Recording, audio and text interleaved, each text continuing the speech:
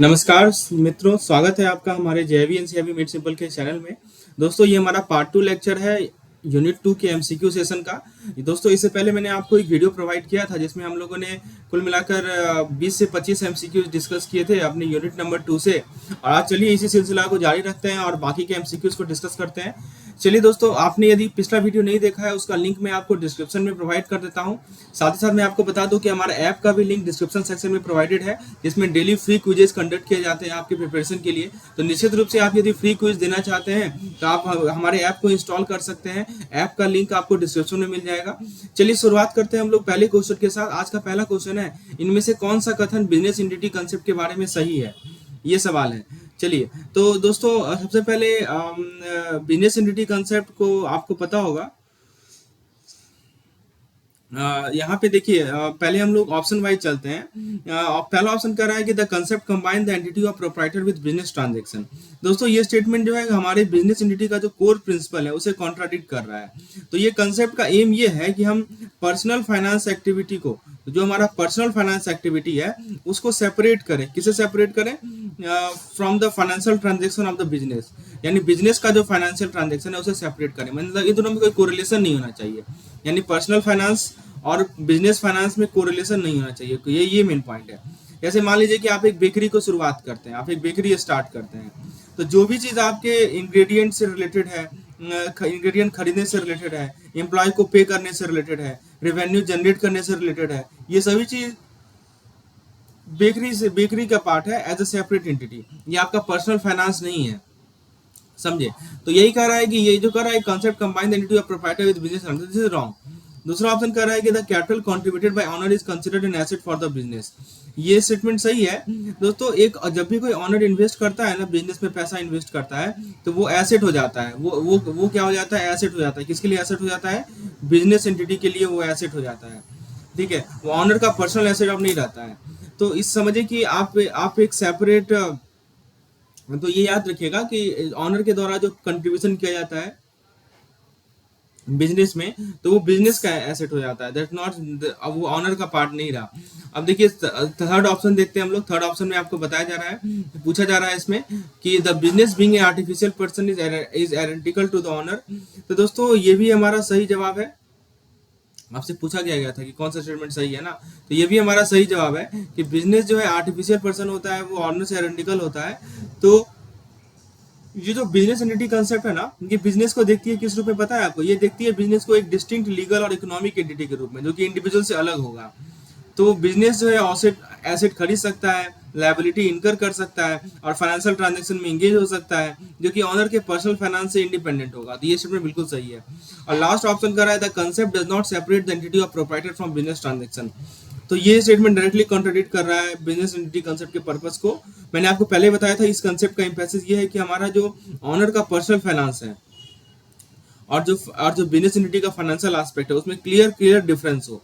तो याद रखिएगा कि बिजनेस एंटिटी कंसेप्ट जो है बिजनेस को एक सेपरेट एंटिटी की तरह ट्रीट करता है। ये कीवर्ड है, ये बिजनेस को एक सेपरेट एंटिटी की तरह ट्रीट करता है। इसके थ्रू आप समझ सकते हैं कितना क्रूशियल रोल है एक्यूरेट फाइनेंशियल रिपोर्टिंग का। तो सही जवाब है इसका ऑप्शन नंबर सी, मतलब ये स्टेटमेंट हमारा सही है।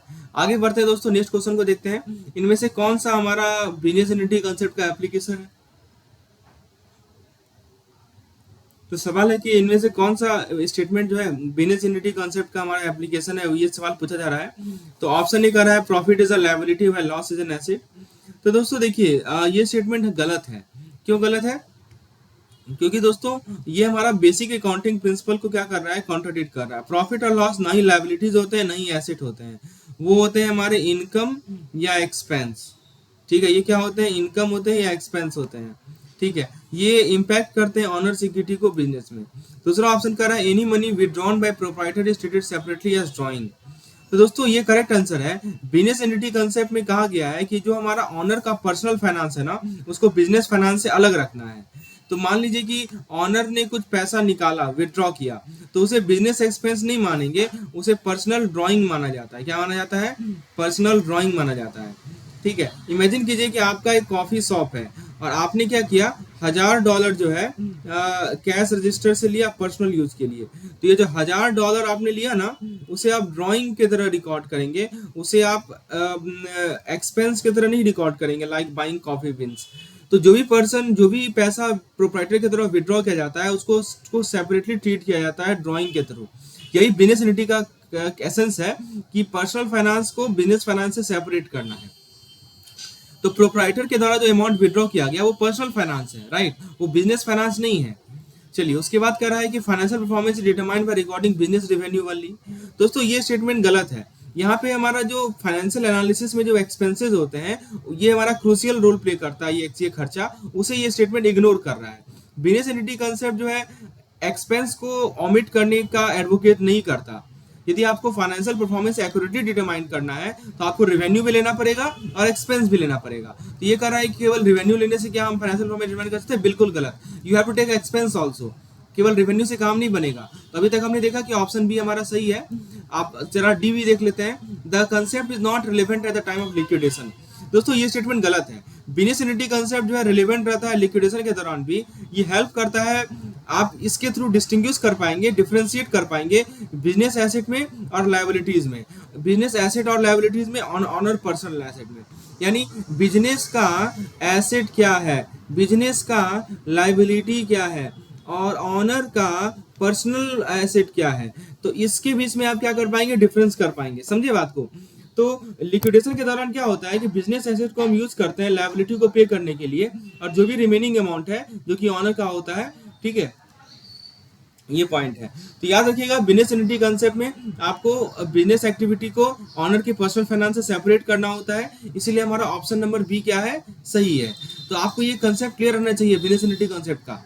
चलिए अगला सवाल है, what is the primary difference between the business and the owner in the accounting. चलिए ऑप्शन को देखते हैं। पहला ऑप्शन कर रहा है record are keep from view point of the owner not the business.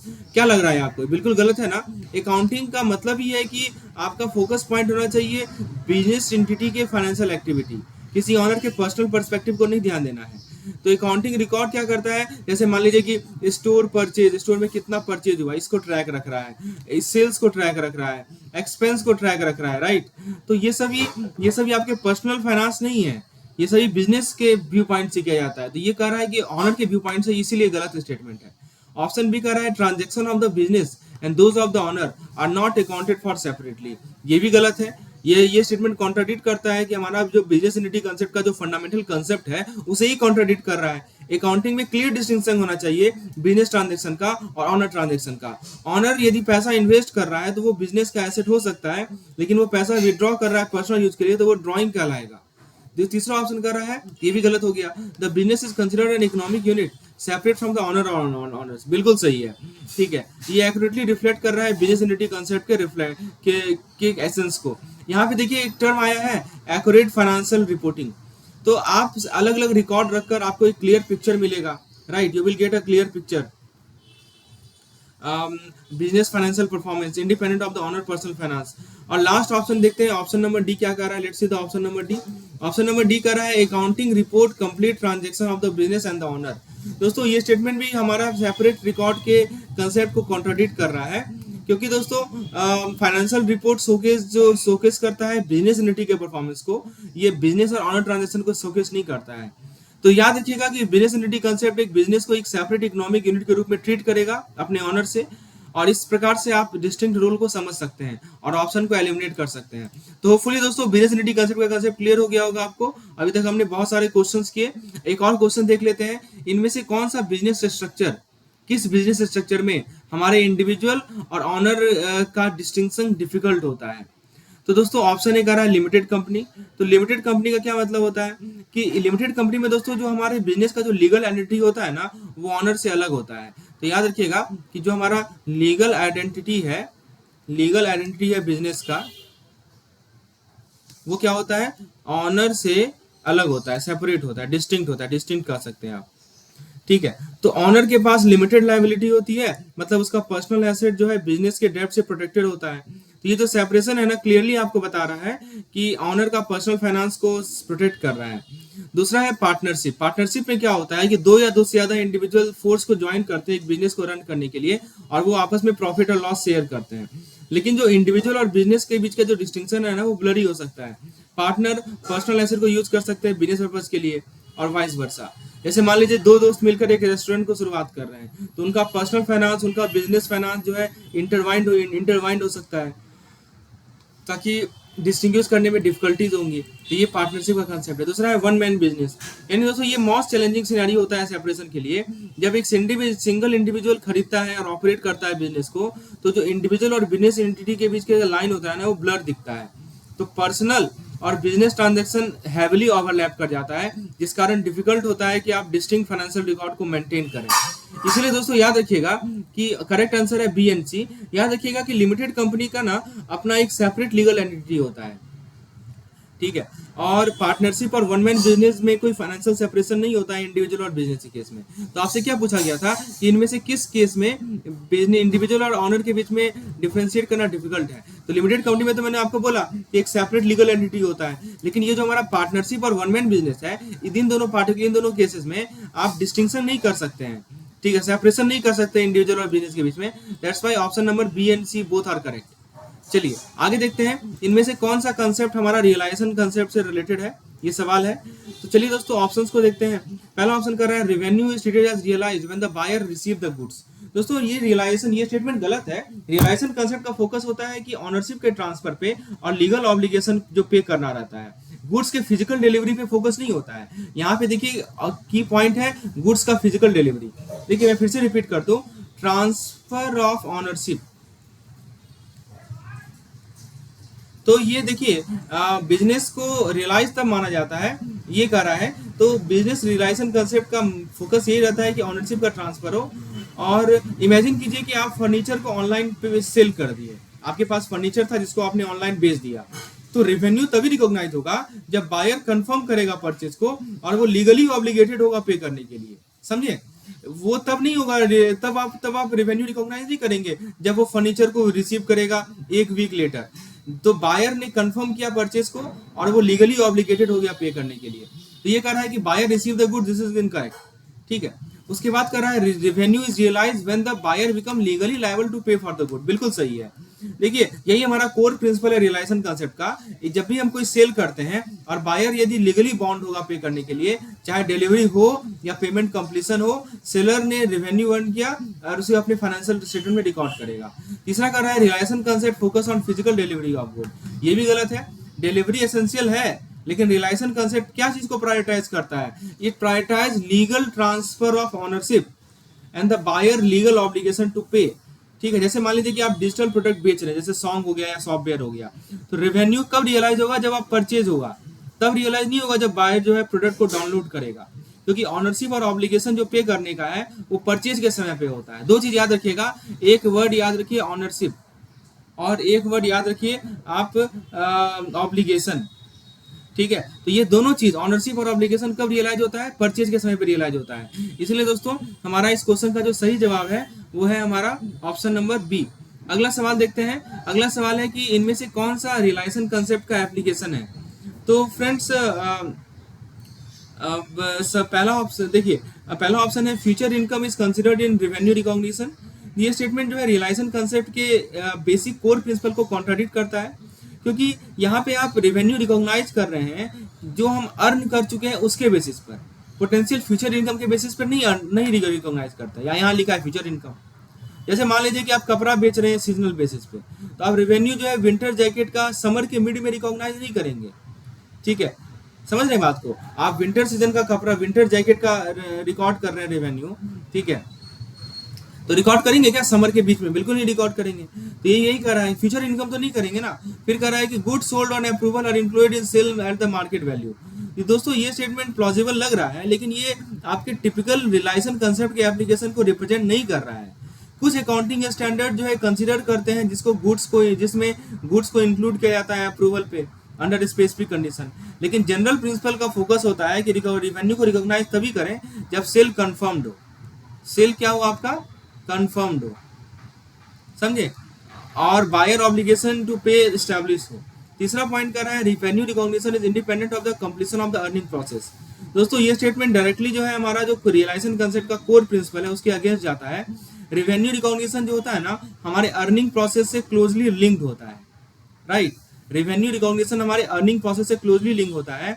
आप प्रीमेच्योरली यदि रेवेन्यू को रिकॉग्नाइज करेंगे इससे पहले कि अर्निंग कंप्लीट हो या कम नियर कंप्लीशन हो, इससे आपका फाइनेंशियल रिपोर्टिंग ही इनएक्यूरेट होगा। इसीलिए याद रखिए कि रेवेन्यू रिकॉग्निशन तभी करना है जब आपका अर्निंग प्रोसेस कंप्लीट हो जाए, ठीक है। तो अभी तक हमने 3 ऑप्शन देखा, तीनों ऑप्शन में कुछ ना कुछ गलत थी। ऑप्शन नंबर डी देखते हैं, the earning process should either complete or near completion for revenue recognition. बिल्कुल सही बात है। देखिए रेवेन्यू को रिकॉग्नाइज करने के लिए सेलर के पास अपना ऑब्लिगेशन परफॉर्म कर देना होना चाहिए, मतलब वो गुड्स को डिलीवर कर दिया हो या सर्विस प्रोवाइड कर दिया गया हो और बायर ने उसे एक्सेप्ट कर लिया हो और वो लीगली बॉन्ड होगा पे करने के लिए। जैसे मान लीजिए कि आप एक कंसल्टिंग सर्विस ऑफर करते हैं तो आप रेवेन्यू तब तक नहीं रिकॉग्नाइज करेंगे जब तक प्रोजेक्ट कंप्लीट ना हो और क्लाइंट ने अपने पेमेंट ऑब्लिगेशन को फुलफिल ना कर दिया हो। तो याद रखिए रियलाइजेशन कंसेप्ट जो है प्रायोरिटाइज करता है रेवेन्यू को रिकॉग्नाइज करना जब अर्निंग प्रोसेस या तो फिनिश हो जाए या क्लोज टू फिनिश हो। इसलिए हमारा ऑप्शन नंबर डी क्या है, सही जवाब है। दोस्तों यदि आप इस तरह के एमसीक्यूज को प्रैक्टिस करना चाहते हैं वो भी रियल टाइम बेसिस पे, हमारे एएफएम के मॉक टेस्ट प्रोग्राम में आप हेल्प ले सकते हैं। आज आपको 50% का डिस्काउंट मिल जाएगा इस पार्टिकुलर कोर्स में। एक कूपन कोड अप्लाई करना है वीकेंड 50, आपको 50% का डिस्काउंट मिलेगा। यदि आप इस डिस्काउंट को अवेल करना चाहते हैं तो अभी का अभी हमारे ऐप को इंस्टॉल कर लें। ऐप का लिंक आपको डिस्क्रिप्शन सेक्शन में मिल जाएगा या मुझे इस नंबर पे व्हाट्सएप करके भी आप जानकारी ले सकते हैं हमारे ऐप से रिलेटेड। तो होपफुली दोस्तों कंसेप्ट आपको क्लियर हुआ होगा अभी तक। चलिए आगे बढ़ते हैं हम लोग। अगला सवाल है डुअल एस्पेक्ट कंसेप्ट की। सवाल है कि इनमें से डुअल एस्पेक्ट कंसेप्ट क्या कहता है ट्रांजैक्शन अकाउंटिंग में होते हैं उसके बारे में। पहला ऑप्शन कर रहा है every transaction as a single effect. दोस्तों ये स्टेटमेंट कॉन्ट्रडिक्ट कर रहा है। प्रत्येक ट्रांजैक्शन में कम से कम 2 अकाउंट होंगे, एक डेबिट होगा एक दूसरा क्रेडिट होगा। जैसे मान लीजिए कि आप अपने बिजनेस के लिए लैपटॉप खरीदते हैं 50,000 में, तो ये ट्रांजैक्शन जो है आपके लैपटॉप को बढ़ा एसेट को बढ़ा रहा है लेकिन ये कैश को भी घटा रहा है सेम अमाउंट से, तो ये डबल इफेक्ट होता है। तो ये गलत हो गया। सी कर रहा है ट्रिपल इफेक्ट, ये भी गलत है, ठीक है। कॉम्प्लेक्स ट्रांजैक्शन में 2 से ज्यादा अकाउंट हो सकते हैं लेकिन डुअल एस्पेक्ट का जो गोल्डन रूल है वो ये है कि सभी में दो डबल इफेक्ट होता है। तो ऑप्शन नंबर सी बिल्कुल सही है। Every transaction has double effect, one is debit and other is credit, ठीक है। तो डुअल एस्पेक्ट कंसेप्ट का इसी बात पे जोर रहता है कि प्रत्येक ट्रांजैक्शन जो है 2 अकाउंट को अपोजिट तरीके से अफेक्ट करता है। जब आप एक अकाउंट को बढ़ाते हैं यानी डेबिट करते हैं तो आप दूसरे अकाउंट को डिक्रीज करेंगे, राइट, ताकि आपका जो बैलेंस इक्वेशन है, बैलेंस इक्वेशन क्या होता है, एसेट बराबर लायबिलिटी प्लस ऑनर इक्विटी, ये बेसिक इक्वेशन है, समझे। तो ये इक्वेशन हमारा वैलिड रहे। फिर अगला ऑप्शन कर रहा है dual aspect concept is only applicable to liability transaction. दोस्तों ये स्टेटमेंट भी जो है गलत है। डुअल एस्पेक्ट कंसेप्ट जो है सभी तरह के ट्रांजैक्शन में अप्लाई होता है, चाहे अकाउंट को किसी भी तरह का इन्वॉल्व क्यों ना हो, चाहे एसेट हो, चाहे लायबिलिटीज हो, चाहे इक्विटी हो, चाहे रेवेन्यू या एक्सपेंस हो, ठीक है। तो ये कर रहा है only liability transaction, this is wrong. तो याद रखिएगा डुअल एस्पेक्ट कंसेप्ट का बेसिक मीनिंग यही है कि प्रत्येक ट्रांजैक्शन का डबल इफेक्ट होता है। इनमें से कौन सा कथन डुअल एस्पेक्ट के एप्लीकेशन के बारे में गलत है। पहला ऑप्शन कर रहा है एवरी ट्रांजैक्शन हैज 2 एस्पेक्ट, ये तो सही है, ठीक है।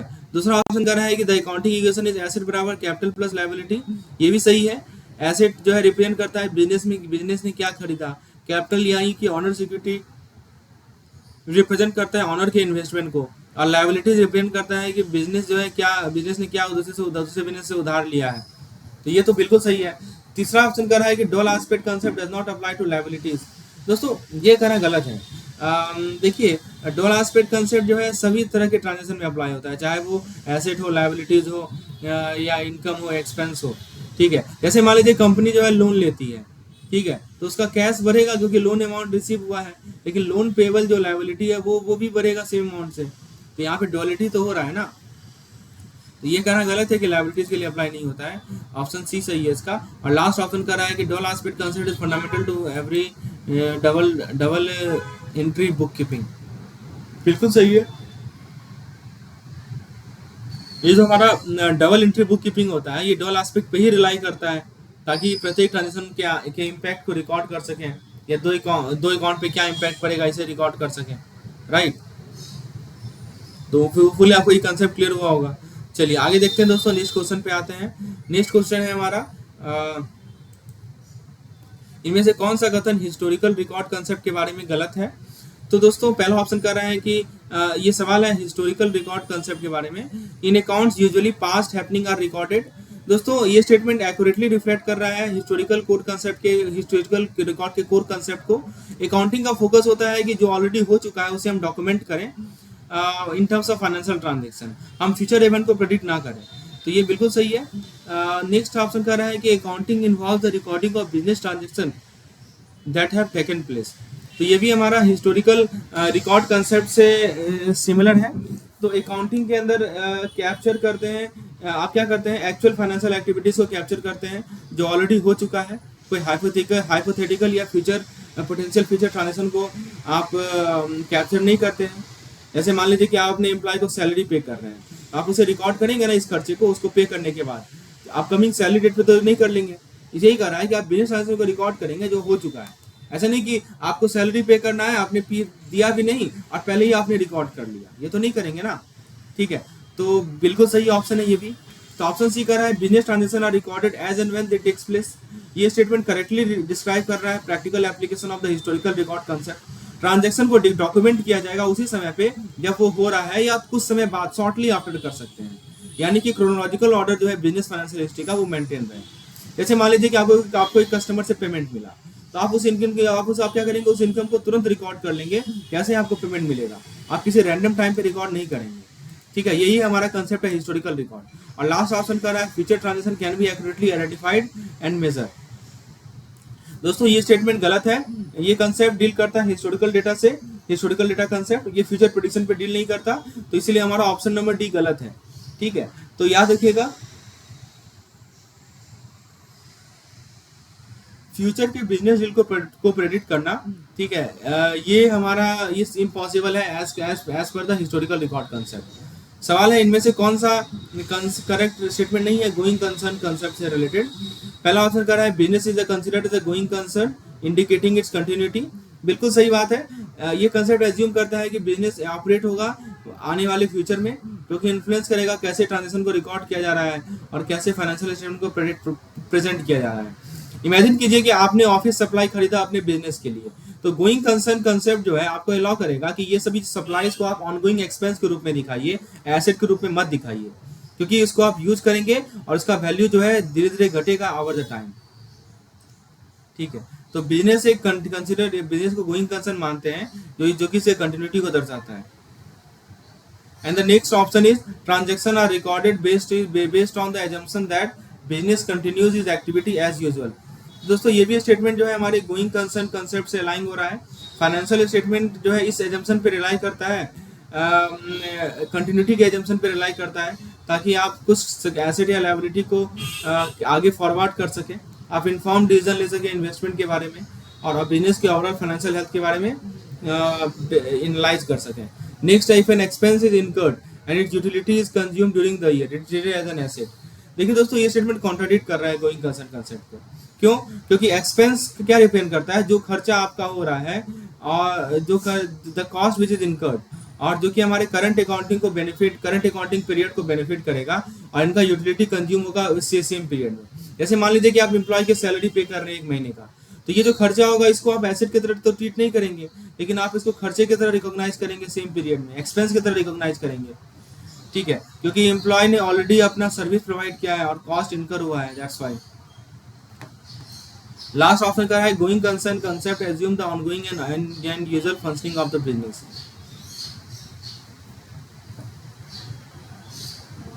ये भी स्टेटमेंट हमारा करेक्टली रिफ्लेक्ट कर रहा है राइट कोर कंसेप्ट को। तो ये कंसेप्ट एम्फसाइज करता है कि बिजनेस कंटिन्यूटी एग्जिस्टेंस और usual operation when recording the transaction. That's why option number C is the correct answer. इनमें से कौन सा कथन गोइंग कंसर्न कंसेप्ट के बारे में गलत है, ये सवाल पूछा जा रहा है। ऑप्शन ही कर रहा है fix assets are valued at cost and not at market value. दोस्तों ये हमारे गोइंग कंसर्न कंसेप्ट से बिल्कुल अलाइन हो रहा है, क्योंकि बिजनेस को कंटिन्यू माना जाता है, तो कोई इमीडिएट नीड नहीं है कि आप एसेट वैल्यू को एडजस्ट करेंगे पोटेंशियल मार्केट फ्लक्चुएशन के बेसिस पर। इमेजिन कीजिए कि आप इक्विपमेंट खरीद रहे हैं अपने बिजनेस के लिए, तो आप उसे रिकॉर्ड कर लेंगे अपने कॉस्ट में।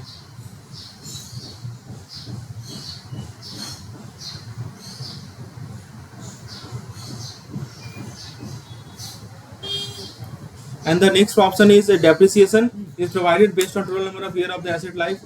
दोस्तों ये भी हमारा गोइंग कंसर्न कंसेप्ट है। डेप्रिसिएशन रिकॉग्नाइज करता है कि ग्रेजुअल वियर होगा, टीयर होगा फिक्स एसेट का ओवर देयर लाइफ। तो ये प्रैक्टिस जो है कंसिस्टेंसी मेंटेन करता है। तीसरा ऑप्शन कह रहा है कि reserves and provision are created for any future liability. तो ये भी हमारे गोइंग कंसर्न कंसेप्ट से बिल्कुल सहमत है। आप पोटेंशियल फ्यूचर लायबिलिटी को एंटिसिपेट करके बिजनेस जो है अपने फाइनेंशियल स्टेबिलिटी को इंश्योर करेगा, प्रिपेयर्डनेस को इंश्योर करेगा। जैसे मान लीजिए कि आप वारंटी क्लेम एक्सपेक्ट कर रहे हैं एक प्रोडक्ट पे, तो जो भी प्रोडक्ट आपने बेचा है उस पर वारंटी क्लेम एक्सपेक्ट कर रहे हैं, तो एक प्रोविजन क्रिएट करने से क्या होगा कि आप फ्यूचर एक्सपेंस को एंटिसिपेट कर पाएंगे। और deferred revenue expenditure are return off over number of year, ये दोस्तों हमारे गोइंग कंसर्न कंसेप्ट से रिलेटेड नहीं है। डिफर्ड रेवेन्यू एक्सपेंडिचर का मतलब क्या होता है, जो भी खर्चा आपने एडवांस में पे किया है फ्यूचर सर्विस के लिए, तो उसे राइट ऑफ करना ओवर द टाइम, ये आपके एक्सपेंस को मैच करने के बराबर है, ठीक है, जितना पीरियड में आपने बिजनेस ये बेनिफिट को रिसीव किया है। तो गोइंग कंसर्न कंसेप्ट का ये इस बात पे जोर डालता है कि हमारा बिजनेस कंटिन्यूटी का assumption is what does matching concept in accounting emphasise. तो मैचिंग कंसेप्ट का क्या इंपॉर्टेंस है ये पूछा जा रहा है आपसे। पहला ऑप्शन कर रहा है aligning income with expense of the same period. दोस्तों ये सही जवाब है। देखिए मैचिंग कंसेप्ट का मतलब होता है कि आप जो है एक एक्सपेंस कितना आपका हुआ है, कितना खर्चा हुआ है, उससे आप मैच करें ताकि स्पेसिफिक इनकम निकाल पाएँ सेम अकाउंटिंग पीरियड में। अब अकाउंटिंग पीरियड हो सकता है महीना हो, साल हो, क्वार्टर हो। जैसे मान लीजिए कि आप अपने जनवरी में ऑफिस सप्लाईज खरीद रहे हैं अपने काम के लिए, तो उन सभी सप्लाईज का जो कॉस्ट होगा ना, उसे आप जनवरी में एक्सपेंस के रूप में रिकॉग्नाइज करेंगे, उसे फ्यूचर मंथ में स्प्रेड नहीं करेंगे, राइट। तो ये पॉइंट है। नेक्स्ट ऑप्शन कर रहा है कि accumulating income over multiple period. दोस्तों ये जो है कॉन्ट्राडिक्ट करता है मैचिंग कंसेप्ट से। इसमें मैचिंग कंसेप्ट का कहना है कि इनकम को रिकॉग्नाइज तभी कीजिए जब ये अर्न होता है, चाहे ये रिलेटेड एक्सपेंस जो है सेम पीरियड में इनकर हुआ हो या पहले इनकर हुआ हो। जैसे मान लीजिए कि आपने कंसल्टिंग सर्विस प्रोवाइड किया दिसंबर में, तो उसके लिए आपको पेमेंट मिला, तो ये जो इनकम है ना उसको आपको दिसंबर में ही रिकॉग्नाइज करना है, चाहे जो प्रोजेक्ट है जिसमें खर्चा हो रहा है वो पिछले महीना में आपका हुआ हो। तो वही कह रहा है कि accumulating income over multiple period, this is wrong. दूसरा ऑप्शन कह रहा है कि ignore the relationship between cost and revenue. दोस्तों ये जो है हमारे मैचिंग कंसेप्ट के कोर प्रिंसिपल के अगेंस्ट है। कॉस्ट और रेवेन्यू जो है ना क्लोजली लिंक्ड होता है, राइट। मैचिंग कंसेप्ट का एम है कि इनके जो रिलेशनशिप है उसे एक्यूरेटली रिफ्लेक्ट करे, ठीक है। कैसे? एक्सपेंस को उस पीरियड में असाइन करे जिसमें वो कंट्रीब्यूट कर रहा है इनकम को जनरेट करने में। और लास्ट ऑप्शन कर रहा है delaying recognition of expense until a future period. ये भी गलत है। देखिए एक्सपेंस को रिकॉग्नाइज तभी करना है जब वो इनकर होगा, आप उसे फ्यूचर पीरियड तक डिले मत कीजिए। जैसे आप अपनी ऑफिस स्पेस के लिए रेंट पे कर रहे हैं एडवांस में इंटायर ईयर के लिए, तो आप इस इंटायर रेंट को रिकॉग्नाइज नहीं करेंगे in the month of payment, आप जो है इसको स्प्रेड करेंगे ओवर 12 मंथ, जैसे जैसे कवर होगा, ठीक है। तो ये पॉइंट है। तो ये हमारा मैचिंग कंसेप्ट कहता है। तो ऑप्शन नंबर ए हमारा यहाँ पे सही जवाब है। नेक्स्ट क्वेश्चन है कि मैचिंग कंसेप्ट के एप्लीकेशन के रिगार्डिंग कौन सा स्टेटमेंट गलत है। तो पहला ऑप्शन कर रहा है कि all adjustment related to prepaid expense and outstanding expense are incorporated in the final account.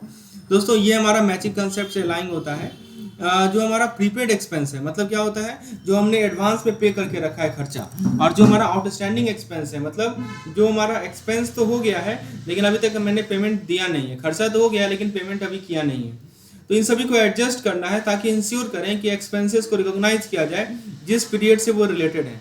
Imagine कीजिए कि आप इंश्योरेंस पे कर रहे हैं, ठीक है, आपने इंश्योरेंस को एडवांस में पेमेंट कर दिया 1 साल के लिए, ठीक है। तो मैचिंग कंसेप्ट आपको ये कहता है कि ये जो इंश्योरेंस का खर्चा हुआ है ना उसको 12 महीना में आप स्प्रेड कर दीजिए, ठीक है। ये पॉइंट है, आप उसे उस मंथ रिकॉर्ड मत कीजिए जब आपने पेमेंट किया है, तो आपको ये रिफ्लेक्ट करेगा कितना बेनिफिट हो रहा है। तो कह रहा है कि all adjustment related to prepaid expense and outstanding expense are incorporated in final account. तो ये स्टेटमेंट क्या है दोस्तों, इस बिल्कुल सही है। नेक्स्ट पॉइंट कर रहा है कि the concept of deferred revenue expenditure arises due to matching concept. तो ये भी सही है। डिफर्ड रेवेन्यू एक्सपेंडिचर का मतलब क्या होता है, जो खर्चा हमने अभी किया है जिस बेनिफिट को हम फ्यूचर पीरियड में रिसीव करेंगे। तो मैचिंग कंसेप्ट ये कहता है कि ये जो खर्चा हुआ आपको हुआ है ना उसको स्प्रेड कर दीजिए ओवर द पीरियड, जितना बेनिफिट आपको मिलने वाला है, जब तक आपको बेनिफिट मिलने वाला है उस पीरियड तक उस खर्चे को स्प्रेड कर दीजिए और उसको तुरंत रिकॉग्नाइज मत कीजिए। जैसे मान लीजिए कि आप एक मेजर एडवर्टाइजिंग कैंपेन के लिए पेमेंट कर रहे हैं जो कि आपको सेल्स जनरेट करेगा अगले 2 साल तक, तो मैचिंग कंसेप्ट आपको गाइड करेगा कि ये जो खर्चा आपको हुआ है ना उसको स्प्रेड कर दीजिए ये 2 साल में, जिससे आपको एक्सपेक्टेड रेवेन्यू से के साथ इसे अलाइन कीजिए। तो ऑप्शन बी भी बिल्कुल सही है। ऑप्शन सी कह रहा है matching concept suggest that delayed recognition of expense until a future period. ये गलत है।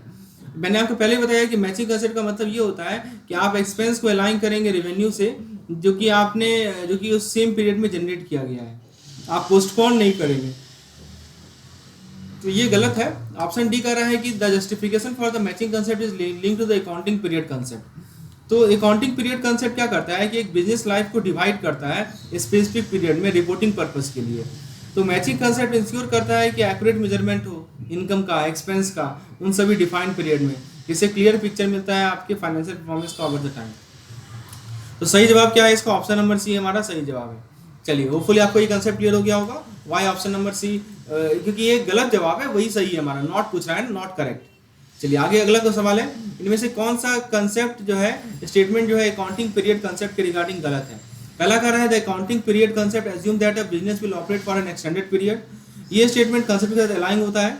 ये एज्यूम करता है कि बिजनेस कंटिन्यू करेगा अपने ऑपरेशन को आने वाले फ्यूचर में, जस्टिफाई करेगा कि फाइनेंशियल लाइफ को डिवाइड किया जाए शॉर्टर इंटरवल में, ताकि आप परफॉर्मेंस को मेजर कर सके और रिपोर्ट कर सके। दूसरा ऑप्शन कह रहा है the result of operation are precisely known only after the business ceases to operate. ये स्टेटमेंट पार्शियली करेक्ट है। दोस्तों, बिजनेस का जो लाइफ टाइम है ना, इसका कंप्लीट पिक्चर परफॉर्मेंस जो है अवेलेबल होगा एंड में, लेकिन अकाउंटिंग पीरियड कंसेप्ट अलाउ करता है आपको रेगुलर अप्रोक्सीमेशन का पीरियोडिकल फाइनेंशियल स्टेटमेंट के माध्यम से। जैसे आप ईयरली फाइनेंशियल रिपोर्ट देखते हैं, तो वो आपको जानकारी देता है बिजनेस के परफॉर्मेंस में उस स्पेसिफिक ईयर में, जिससे आप वैल्यूएबल इन्फॉर्मेशन प्रोवाइड करेगा। नेक्स्ट ऑप्शन सी का है हमारा, ऑप्शन सी है knowing knowledge of the result periodically is unnecessary according to the accounting period concept. दोस्तों, ये हमारा स्टेटमेंट जो है गलत है। अकाउंटिंग पीरियड कंसेप्ट इस बात पे जोर देता है कि आपको बिजनेस के फाइनेंशियल स्टैंडिंग के बारे में जानकारी होना चाहिए एज रेगुलर इंटरवल। ये जानकारी आपको हेल्प करेगा मैनेजमेंट को कि वो इन्फॉर्म डिसीजन ले सके, प्रोग्रेस को एसेस कर सके, ट्रेंड एनालाइज कर सके और स्टेक होल्डर के साथ कम्युनिकेट कर सके। जैसे मान लीजिए कि आपके पास कोई फाइनेंशियल अपडेट नहीं है रिपोर्टिंग पीरियड के बीच में, तो ये कंसेप्ट इंकरेज करता है कि आपको रेगुलर स्नैपशॉट मिले परफॉर्मेंस का। और लास्ट ऑप्शन कह रहा है yearly interval such as year are commonly used to establish business practice, tradition and government requirement. दोस्तों, ये स्टेटमेंट जो है एक्यूरेटली रिफ्लेक्ट करता है practical application of accounting period concept. दोस्तों, बाकी जो इंटरवल होते हैं जैसे क्वार्टर हो गया, मंथ हो गया, इसे क्वार्टर या मंथ इसे आप यूज कर सकते हैं, लेकिन एनुअल रिपोर्टिंग जो है नॉर्म्स हो गया है क्योंकि इस्टेब्लिश प्रैक्टिस के कारण। तो दोस्तों, कहने का मतलब कि ये जो अकाउंटिंग पीरियड कंसेप्ट है, ये रेगुलर ट्रैकिंग को प्रायोरिटाइज करता है और बिजनेस के फाइनेंशियल परफॉर्मेंस को रिपोर्ट करने को प्रायोरिटाइज करता है। Please remember it, very important from examination point of view. चलिए आगे बढ़ते हैं हम लोग। नेक्स्ट क्वेश्चन है कि हमने जो एंट्रीज मारा है, एंट्री किया है कन्वेंशन ऑफ फुल डिस्क्लोजर में, उसका प्राइमरी कैरेक्टरिस्टिक्स क्या है? पहला ऑप्शन कर रहा है कंसीलिंग इन्फॉर्मेशन फ्रॉम आउटसाइडर, बिल्कुल गलत। तो जैसे मान लीजिए कि एक कंपनी जो है एक पेंडिंग लॉ सूट को छिपा लेती है, ठीक है, या एक सिग्निफिकेंट डेब्ट को छिपा लेती है, तो ये प्रिंसिपल को वायलेट करेगा, राइट। ये convention of full disclosure principle को क्या करेगा? वायलेट करेगा। ऑप्शन बी कर रहा है मेंटेनिंग सीक्रेट सर्विस। दोस्तों, ये भी स्टेटमेंट जो है सीक्रेट सर्विस के अंदर आप इंटेंशनली क्या करते हैं, आप इंटेंशनली समझते हैं एसेट को, या ये एसेट को अंडर स्टेट कर देते हैं या लायबिलिटी को ओवर स्टेट कर देते हैं। यही होता है ना सीक्रेट रिजर्व में, जो कि हमारे ट्रांसपेरेंसी के कंसेप्ट के अगेंस्ट है। जैसे मान लीजिए कंपनी ने क्या किया, अपने इन्वेंट्री को कम लोअर वैल्यू दे दिया अपने एक्चुअल वर्थ के कंपैरिजन में, ठीक है, तो ये हमारा क्या होगा? ये हमारा इनकरेक्ट है, ये भी स्टेटमेंट गलत है। नेक्स्ट कर रहा है कि providing honest and complete information. तो दोस्तों, ये हमारा कोर कैरेक्टरिस्टिक्स है फुल डिस्क्लोजर का। एक कंपनी जो कि पोटेंशियल रिस्क को डिस्क्लोज करेगी, फाइनेंशियल चैलेंज को डिस्क्लोज करेगी, या अकाउंटिंग पॉलिसीज में जो चेंजेस आ रहे हैं उसे डिस्क्लोज करेगी, राइट, अपने फाइनेंशियल स्टेटमेंट में, जो कि इससे फुल डिस्क्लोजर बोलते हैं। बिल्कुल सही है। और लास्ट ऑप्शन का एक्सक्लूसिवली रिकॉर्डिंग इंटरनल एक्टिविटी। दोस्तों, फुल डिस्क्लोजर के अंदर आप इंटरनल भी और एक्सटर्नल इन्फॉर्मेशन, दोनों इन्फॉर्मेशन को शेयर करते हैं। केवल यहाँ पे इंटरनल की बात की जा रही है, इसीलिए क्या है, गलत है। चलिए आगे देखते हैं, इनमें से कौन सा प्रैक्टिस जो है in relation to the appending note about fact और data not included in accounting statement is not correct. तो यानी कि कन्वेंशन ऑफ डिस्क्लोजर के रिगार्डिंग कौन सा स्टेटमेंट सही नहीं है, ये सवाल है।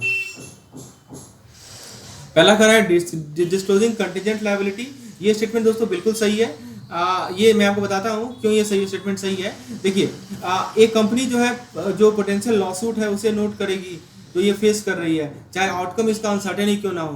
दूसरा कह रहा है revealing market value of the investment. ये भी आपको कॉम्प्रिहेंसिव इन्फॉर्मेशन प्रोवाइड कर रहा है।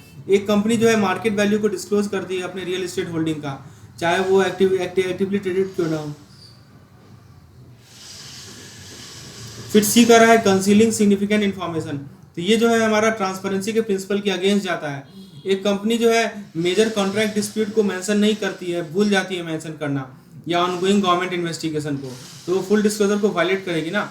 और लास्ट ऑप्शन का रहा है अपेंडिंग नोट्स फॉर ट्रांसपेरेंसी, मतलब जो नोट्स है वो आपको एसेंशियल कॉन्टेक्स्ट प्रोवाइड करेगा, क्लैरिटी प्रोवाइड करेगा। तो एक कंपनी एक्सप्लेन कर रही है चेंज इन अकाउंटिंग मेथड और a significant event that affected it financial result in the note section. तो कहने का मतलब नोट्स जो होता है वो फुट नोट होता है बैंक में, जो आपको यूजर को हेल्प करता है कि फुल स्टोरी को समझ पाए, नंबर के पीछे का फुल स्टोरी क्या है, फुल डिस्क्लोजर क्या है, ये सभी चीज़ें इंपॉर्टेंट है। नेक्स्ट कर रहा है कि कन्वेंशन ऑफ मटेरियलिटी के बारे में कौन सा कथन जो है गलत है। पहला ऑप्शन है कि all materials information must be recorded. दोस्तों ये स्टेटमेंट हमारा बिल्कुल सही है। क्यों सही है? क्योंकि मटेरियल जो है ना, मटेरियलिटी फाउंडेशन होता है ये डिसाइड करने का कि क्या हमारे पास इनफ इंपॉर्टेंट है जिसे इंक्लूड किया जाए। जैसे कंपनी रिकॉर्ड करेगी एक सिग्निफिकेंट लॉस को, ठीक है, कोई सिग्निफिकेंट लॉस हुआ है उसे कंपनी क्या करेगी, रिकॉर्ड करेगी। तो मान लीजिए फायर के कारण या मेजर कॉन्ट्रैक्ट के कारण एक कुछ लॉस हो गया है, तो ये हमारा मटेरियलिटी कंसेप्ट का यूजफुलनेस है। नेक्स्ट ऑप्शन है materiality depends on the value of items and business circumstance. यहाँ देखिएगा नॉट पूछा गया है। तो दोस्तों ये भी जो है करेक्ट है। ये केवल फिक्स अमाउंट के बारे में नहीं है, लेकिन रिलेटिव इम्पैक्ट के बारे में है। जैसे एक छोटा सा एक्सपेंस, जैसे मान लीजिए कि आपने पेन खरीद लिया, ये जो है मटेरियल होता है लार्ज कॉर्पोरेशन के लिए, राइट। नेक्स्ट है इंसिग्निफिकेंट आइटम लाइक पैसा रिकॉर्डेड सेपरेटली। क्या मतलब हुआ कि मटेरियलिटी अलाउ करता है कि आप राउंड करें या ग्रुप करें इनसिग्निफिकेंट आइटम्स को। जैसे कोई कंपनी है,